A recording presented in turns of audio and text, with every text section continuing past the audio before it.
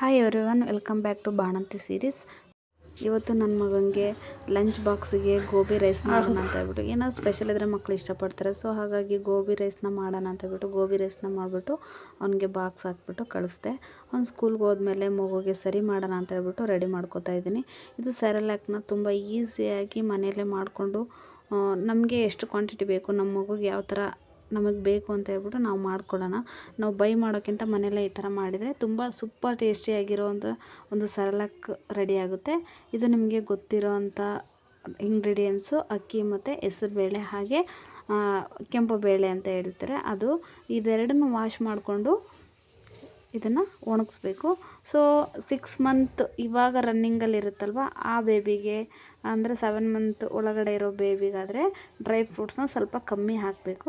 So ಹಾಗಾಗಿ ನಾನು ಇದಕ್ಕೆ ಸ್ವಲ್ಪ ಡ್ರೈ ಫ್ರೂಟ್ಸ್ನ ಕಮ್ಮಿ ಹಾಕ್ಬಿಟ್ಟು ಮಾಡಿ ತೋರಿಸ್ತಾ ಇದ್ದೀನಿ. ಆಫ್ಟರ್ 9 ಮಂತ್ ಅಂದರೆ ಒಂದು 8 ಮಂತ್ ಆಗಿರೋ ಬೇಬಿಗಾದರೆ ಚೆನ್ನಾಗಿ ಡ್ರೈ ಫ್ರೂಟ್ಸ್ನ ಜಾಸ್ತಿನೇ ಹಾಕ್ಬೋದು, ಒಂದು 7-8 ಹಾಕ್ಬೋದು. ಇದಕ್ಕಾದರೆ 2-3 ಸಾಕಾಗುತ್ತೆ ಅಂತ ಅನಿಸುತ್ತೆ.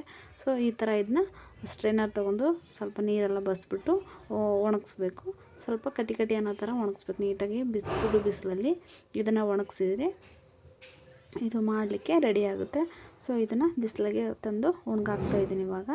ಇದು ಬಿಸಿಲಿಗೆ ತಂದು ಒಣಗಾಕಾದ್ಮೇಲೆ 1 ಡೇ ಅಥವಾ 1.5 2 ಡೇಸ್ ಅಂತೂ ಬೇಕಾಗುತ್ತೆ. ಒಂದು ದಿನ ಪೂರ್ತಿ ಒಣಗಿಸಿ ನೆಕ್ಸ್ಟ್ ಡೇ ನಾನು ಮಾಡಿರೋದು ಇದನ್ನು ಇವಾಗ ಬಿಸಿಲಲ್ಲಿಟ್ಟು ಒಣಗಿಸೋಣ. ಹಾಗೆ ಇದನ್ನು ಸ್ವಲ್ಪ ಫ್ರೈ ಮಾಡ್ಕೊಳ್ಳೋಣ, ಹಾಗಾದರೆ ಬೆಚ್ಚಗಾದರೆ ಹಸಿ ಏನಾದರೂ ಇದ್ದರೆ ಹೋಗುತ್ತೆ. ಸೊ ಅಕ್ಕಿ ಮತ್ತು ಹೆಸರುಬೇಳೆ ಮತ್ತು ಚೆನ್ನಾಗಿ ಬೇಳೆ, ಅದೇನು ಕೆಂಪು ಬೇಳೆ ಅಂತ ಹೇಳ್ತೀವಲ್ಲ, ಆ ಬೇಳೆನ ಫ್ರೈ ಮಾಡ್ಕೊಳ್ಳೋಣ.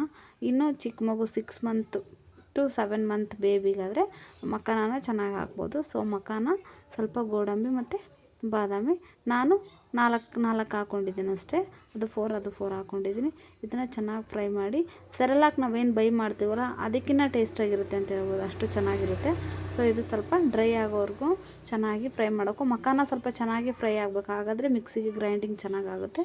ಹಾಗಾಗಿ ನೀಟಾಗಿ ಫ್ರೈ ಮಾಡ್ಕೋಬೇಕು. ಲಾಸ್ಟ್ ವೀಡಿಯೋದಲ್ಲಿ ರಾಗಿ ಸರಿನ ಮಾಡೋದನ್ನ ಅಪ್ಲೋಡ್ ಮಾಡಿದೆ. ಸೊ ಇವಾಗ ಅಕ್ಕಿ ಸರಿ, ಇದು ನಾನು ಹೇಳಿದ್ದೆ ನೆಕ್ಸ್ಟ್ ವೀಡಿಯೋದಲ್ಲಿ ಅಕ್ಕಿ ಸರಿನ ನಾನು ನಿಮಗೆ ಹಾಕ್ತೀನಿ ಅಂತ. ಸ್ವಲ್ಪ ಇದು ತಣ್ಣಗಾಗೋಕ್ಕೆ ಬಿಡೋಣ. ಒಂದು 10 ನಿಮಿಷ ಆದಮೇಲೆ ತಣ್ಣಗಾದ್ಮೇಲೆ ಗ್ರೈಂಡಿಂಗ್ ಮಾಡ್ಕೊಬೋಣ. ಗ್ರೈಂಡಿಂಗ್ ಮಾಡಿಕೊಂಡು ಇದನ್ನು ಈ ಥರ ಬಟ್ಟೆ ತೊಗೊಂಡು ಲಾಸ್ಟ್ ಟೈಮ್ ಸೋಸ್ಕೊಂಡಿದ್ದೆ, ಇದನ್ನ ಈ ಸರಿ ಟ್ರೈ ಮಾಡೋಣ ಅಂತ ಬಿಟ್ಟು ಮಾಡಿದೆ. ಬಟ್ ಇವಾಗ ಇದು ಸರಿ ಅದರಲ್ಲಿ ಸರಿಯಾಗಿ ಇಳಿತಾ ಇರಲಿಲ್ಲ. ಅಂದರೆ ಕ್ಲಾತಲ್ಲಿ ಇದು ಅಕ್ಕಿ ಮತ್ತು ಡ್ರೈ ಫ್ರೂಟ್ಸ್ ಎಲ್ಲ ಇರೋದ್ರಿಂದ ಸರಿಗೆ ಯಾಕೋ ಇಳಿತಾ ಇರಲಿಲ್ಲ. ಸೊ ಹಾಗಾಗಿ ಇದು ಬೇಡ ಅಂತ ಟ್ರೈ ಮಾಡಿದೆ, ನೋಡೋಣ ಅಂತ ಹೇಳ್ಬಿಟ್ಟು ಅದು ಬರಲಿಲ್ಲ. ಹಾಗಾಗಿ ಸುಮ್ಮನೆ ನೀವು ಇದನ್ನು ಟ್ರೈ ಮಾಡೋಕ್ಕೆ ಹೋಗಬೇಡಿ. ತುಂಬ ಸಾಫ್ಟಾಗಿ ಸಿಕ್ತು, ಏನೋ ಸ್ವಲ್ಪ ಮಾಡಿದೆ, ತುಂಬ ಟೈಮ್ ಹಿಡಿತಾ ಇತ್ತು, ಮಾಡೋಕ್ಕಾಗಲಿಲ್ಲ. ಅದಕ್ಕೆ ನಾನು ಜರಡಿ ತೊಗೊಂಡು ಹಿಟ್ಟು ಸಾಣಿಸ್ಕೋತೀವಲ್ವ, ಆ ಜರಡಿಯಲ್ಲೇ ಸಾಣಿಸ್ಕೊಂಡ್ರೆ ಸಾಕಾಗುತ್ತೆ. ಅದು ಕೂಡ ಸಾಣಿಸ್ಕೊಂಡಿರೋದು ನಾನು ಮಾಡಿ ನೋಡಿದೆ, ತುಂಬ ಚೆನ್ನಾಗಿ ಬಂತು. ಅದು ಸೆರೆಲ್ಯಾಕ್ ಸಿಕ್ಕಾಬಿಟ್ಟೆ ಚೆನ್ನಾಗಾಯಿತು. ಸೊ ಇದನ್ನು ತೆಗೆದ್ಬಿಟ್ಟು ಇವಾಗ ನಾನು ಜರಡಿಲಿ ಇಟ್ಕೊಬರ್ತೀನಿ. ಅದು ಬರ್ತಾ ಇಲ್ಲ ಸರಿಯಾಗಿ, ನಾನು ಜಾಣಿಸ್ತಾ ಇದ್ದೀನಿ, ಬಟ್ ಅಷ್ಟು ರಾಗಿ ಹಿಟ್ಟು ಹೋಗಿರೋ ಥರ ಇದು ಹೋಗ್ತಾ ಇಲ್ಲ. ಸೊ ನೋಡೋಣ, ಟ್ರೈ ಮಾಡ್ತಾಯಿದ್ದೀನಿ, ನೋಡೋಣ ಅಂತ ಹೇಳ್ಬಿಟ್ಟು ಬರ್ತಾಯಿಲ್ಲ. ಸೊ ಹಾಗಾಗಿ ಇದನ್ನ ಇವಾಗ ನಾನು ಜರಡಿ ತೊಗೊಂಡು ಸಾಣಿಸ್ಕೊಂಬರ್ತೀನಿ.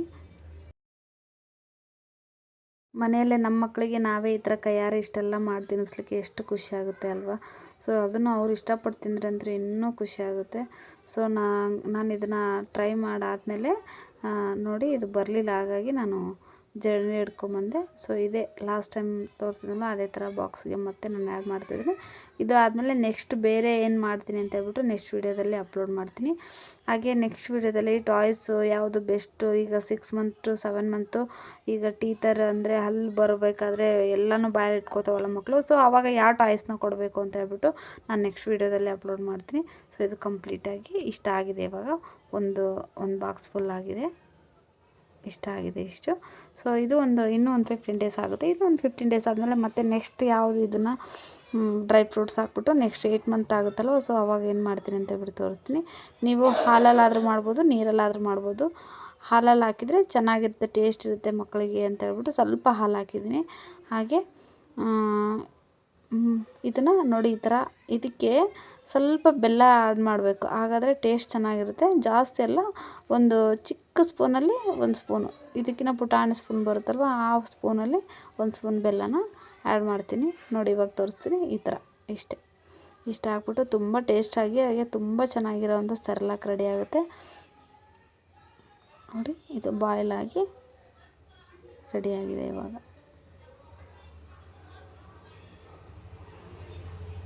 ಈ ಥರ ತಿಕ್ನೆಸ್ ಇದೆ. ಸ್ವಲ್ಪ ತಣ್ಣಗಾದ್ಮೇಲೆ ಇನ್ನು ಇದಕ್ಕಿಂತ ಒಂಚೂರು ತಿಕ್ನೆಸ್ ಬರುತ್ತೆ.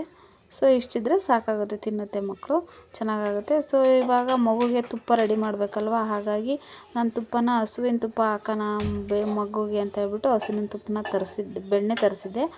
ಆದರೆ ಬೇರೆಯವ್ರು ತರಿಸಿರೋದಾದರೆ ಚೆನ್ನಾಗಿರಲ್ಲ. ಇನ್ನು ಇವಾಗಲ್ವ ಮಗುಗೆ ಫಸ್ಟ್ ಟೈಮ್ ತಿಂತಿರೋದು. ಸೊ ಹಾಗಾಗಿ ನೆಗಡಿ ಕೆಮ್ಮು ಎಲ್ಲ ಆಗದೆ ಇರೋಂಗಿರಲಿ, ನಾವೇ ಮನೇಲಿ ಮಾಡೋಣ ಅಂತ ಹೇಳ್ಬಿಟ್ಟು ನಾನೀಗ ಹಸುವಿನ ತುಪ್ಪ ಒಂದು ಸ್ವಲ್ಪ ತರಿಸಿದ್ದೆ. ಸೊ ಇದನ್ನು ಯಾವಾಗ ಹೆಂಗೆ ಮಾಡೋದು ತುಪ್ಪನ ಅಂತ ಹೇಳ್ಬಿಟ್ಟು ನಾನು ನಿಮಗೆ ಇದ್ರ ಜೊತೆ ಹಾಗೆ ಇದು ಒಂದು ವೀಡಿಯೋನ ಆ್ಯಡ್ ಮಾಡ್ತಾಯಿದ್ದೀನಿ. ಇದನ್ನ ಬೆಣ್ಣೆನ ಕಾಯಲಿಕ್ಕೆ ಹಾಕಿದ್ದೀನಿ. ಹಸುವಿನ ತುಪ್ಪ ತಿನ್ನೋದ್ರಿಂದ ಮಕ್ಕಳ ಹೆಲ್ತ್ ತುಂಬ ಚೆನ್ನಾಗಿರುತ್ತೆ, ಬ್ರೈನ್ ಶಾರ್ಪ್ ಆಗುತ್ತೆ ಅಂತ ಹೇಳ್ತಾರೆ. ಹಾಗಾಗಿ ಹಸುವಿನ ತುಪ್ಪ ಆರೋಗ್ಯಕ್ಕೆ ಒಳ್ಳೆಯದು ಅಂತ ಹೇಳ್ಬಿಟ್ಟು ಹಸುವಿನ ತುಪ್ಪ ಕೊಡೋಣ ಅಂತ ಹೇಳ್ಬಿಟ್ಟು ಬೆಣ್ಣೆನ ಕಾಯಿಸ್ಲಿಕ್ಕೆ ಇಟ್ಟಿದ್ದೀನಿ. ಇದು ಬೆಣ್ಣೆ ಇವಾಗ ಕರಗ್ತಾ ಬರ್ತಾಯಿದೆ. ಇದಕ್ಕೆ ಶೀತ ಕೆಮ್ಮು ಆಗಬಾರ್ದು ಮಕ್ಕಳಿಗೆ, ತುಪ್ಪ ಕೊಟ್ಟರೆ ಕೆಮ್ಮಾಗುತ್ತೆ, ಶೀತ ಆಗುತ್ತೆ ಅಂತ ಹೇಳ್ಬಿಟ್ಟು ಹೇಳ್ತಾರೆ ಕೆಲವರು.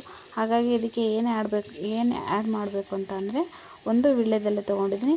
ಇದು ಬೆಣ್ಣೆ ಸ್ವಲ್ಪ ಇರೋದ್ರಿಂದ ನಾನು ಚಿಕ್ಕ ಪುಟಾಣಿ ಎಲೆ ತೊಗೊಂಡಿದ್ದೀನಿ, ಅದರಲ್ಲೇ ಸ್ವಲ್ಪ ಕಟ್ ಮಾಡ್ಕೊತೀನಿ. ಇವಾಗ ಅದಕ್ಕೆ ಒಂದು 2 ಮೆಣಸಿನ್ಕಾಳು, ಹಾಗೆ ಮತ್ತು ಇದನ್ನು ಒಂದು ಅರ್ಧ ಕಟ್ ಮಾಡ್ಕೊತೀನಿ. ಇದ್ರ ಜೊತೆ 2 ಮೆಣಸಿನ್ಕಾಳು ಮತ್ತು ಬೆಳ್ಳುಳ್ಳಿ ಇಟ್ಕೊಂಡಿದ್ದೀನಿ, 2 ಚಿಕ್ಕ ಪುಟಾಣಿ ಬೆಳ್ಳುಳ್ಳಿ, ಹಾಗೆ ಒಂದೇ ಒಂದು ಕಲ್ಲು ಉಪ್ಪು, ದೊಡ್ಡ ಉಪ್ಪು ಒಂದೇ ಒಂದು ಕಲ್ಲು ಉಪ್ಪು ಹಾಕ್ಕೊತೀನಿ. ಯಾಕೆಂದರೆ ಅದು ಸ್ವಲ್ಪ ಇದೆ ಅಲ್ವ ಬೆಣ್ಣೆ, ಹಾಗಾಗಿ ಒಂದೇ ಒಂದು ಕಲ್ಲು ಉಪ್ಪು. ಇದನ್ನು ಅದರೊಳಗಡೆ ಹಾಕ್ತೀನಿ. ಅದು ಚೆನ್ನಾಗಿ ಬಾಯ್ಲ್ ಆಗುತ್ತೆ. ಅದು ಸೌಂಡ್ ಬರ್ತಾಯಿದೆ, ಪಟ ಪಟ ಅಂತ ಸೌಂಡ್ ಬರುತ್ತೆ. ಇವಾಗ ಆ ಸೌಂಡ್ ಬಂದಮೇಲೆ ಅದು ಕಂಪ್ಲೀಟ್ ಸೌಂಡ್ ಆಫ್ ಆದಮೇಲೆ ಅದೇನೋ ಕಾದಿದೆ ಅಂತ ಅಲ್ಲಿಗೆ ಅರ್ಥ. ಈಗ ಒಂದು ಸ್ವಲ್ಪ ಕರಗಾದ್ಮೇಲೆ ಇದನ್ನು ಅದರಲ್ಲಿ ಹಾಕ್ತೀನಿ. ನೋಡಿ, ಒಂದೇ ಒಂದು ಕಲ್ಲು ಉಪ್ಪು ಹಾಕ್ತಾಯಿದ್ದೀನಿ.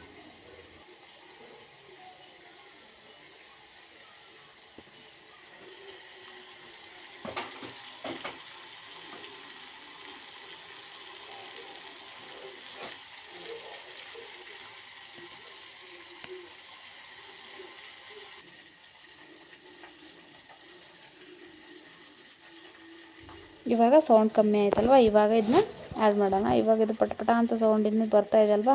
ಸೊ ಇದು ಬಾಯ್ಲ್ ಆಗಿಬಿಟ್ಟು ಸೌಂಡ್ ಲೆಸ್ ಆಗುತ್ತೆ, ಆವಾಗ ಆಫ್ ಮಾಡಬೇಕು.